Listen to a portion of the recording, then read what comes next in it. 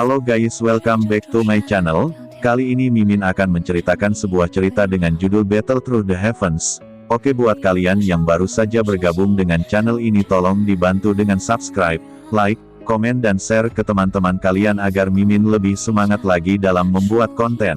Oke, kalau sudah, lanjut ke ceritanya. Xiao Yan berbaring di baskom kayu, tubuhnya tenggelam dalam yayasan eliksir yang dingin. Terserap dalam perasaan kekuatan yang baru saja diperolehnya. Metode normal untuk mencapai 7 Duan Qi membutuhkan periode istirahat dan pemulihan. Namun, Xiao Yan tidak membutuhkannya karena dia memiliki Foundation Elixir. Dia sudah dalam kondisi puncak. Setelah berbaring di baskom untuk sementara waktu, sampai emosinya yang bersemangat menjadi tenang, Xiao Yan akhirnya dengan malas bangkit. Tetesan air yang menempel berkilau gembira di bawah sinar matahari yang cerah, mengambil peregangan malas.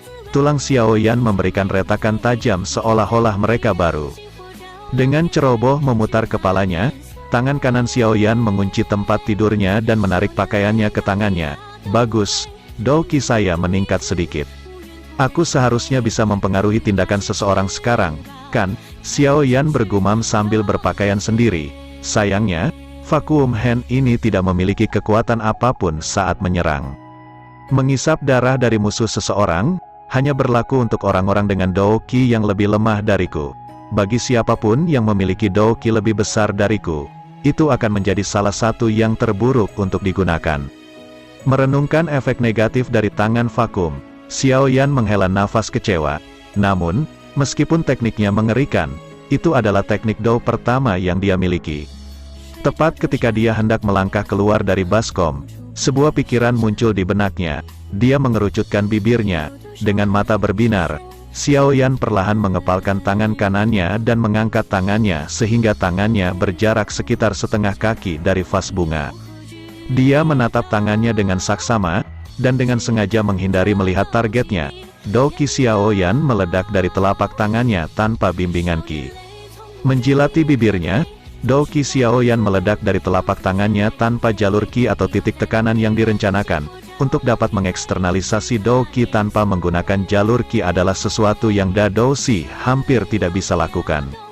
Upaya Xiao Yan menghasilkan tidak lebih dari embusan angin sedang. Udara mengalir dari telapak tangannya dan terhubung dengan vas, hampir menjatuhkannya dari meja.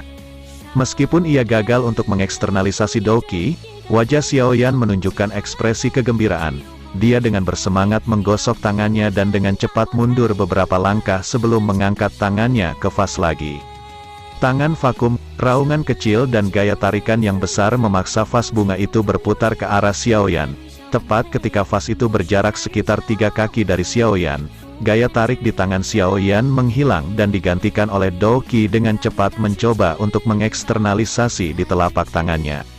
Tiba-tiba, embusan angin besar bertiup ke arah vas yang mendekat. Peng, dua kekuatan penangkal bertemu di udara dan vas yang berada di tengah bentrokan tiba-tiba pecah menjadi potongan keramik yang tak terhitung jumlahnya. SL, ya ampun. Xiao Yan membenci vas. Melihat hasil eksperimennya, wajah kecil Xiao Yan penuh dengan kejutan bahagia. Kombinasi gaya tarik dan dorong menyebabkan kehancuran yang jauh lebih besar dari yang dia bayangkan.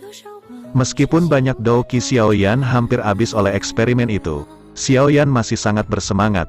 Kekuatan dorong disebabkan melalui metode tingkat rendah yang memiliki konsumsi besar Dou Qi dengan hasil yang hampir tidak biasa-biasa saja.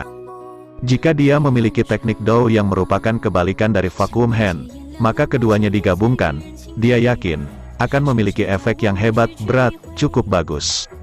Untuk memikirkan metode ini untuk memperkuat Vacuum Hand, cincin hitam berkilau, Yao Lao melayang keluar dan memuji Xiao Yan sambil memeriksa pecahan keramik. Xiao Yan tersenyum dan matanya dengan cepat mengelilingi Yao Lao. Di wajah Xiao Yan ada ekspresi kesedihan dan menjilat. Jika ada teknik Dou yang akan menciptakan efek mendorong dan jika Anda bisa melatih teknik Dou itu ke tingkat tinggi, maka tangan vakum tingkat Suan rendah ini bisa memiliki kekuatan teknik Suan menengah ke tinggi. Seolah-olah dia tidak melihat wajah menjilat Xiao Yan, Yao Lao bergumam pada dirinya sendiri. Guru, Anda tahu bahwa teknik Dou yang tidak berorientasi pada serangan sangat langka.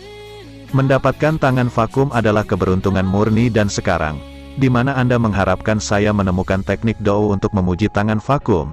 Xiao Yan memiringkan kepalanya dan berkata dengan sedih. Berhentilah memasang wajah polos itu, saya tahu bahwa Anda mencoba untuk mendapatkannya dari saya, memberi Xiao Yan mata jahat, Yao Lao berkata dengan marah. Bukannya orang lain tidak memikirkan apa yang baru saja kamu pikirkan, tetapi dua teknik Dou yang berorientasi non-serangan ini sangat langka dan oleh karena itu, tidak ada yang bisa benar-benar menggabungkan efeknya. Bahkan guru tidak memiliki sesuatu. Mendengar itu, wajah kecil Xiao Yan menjadi gelap.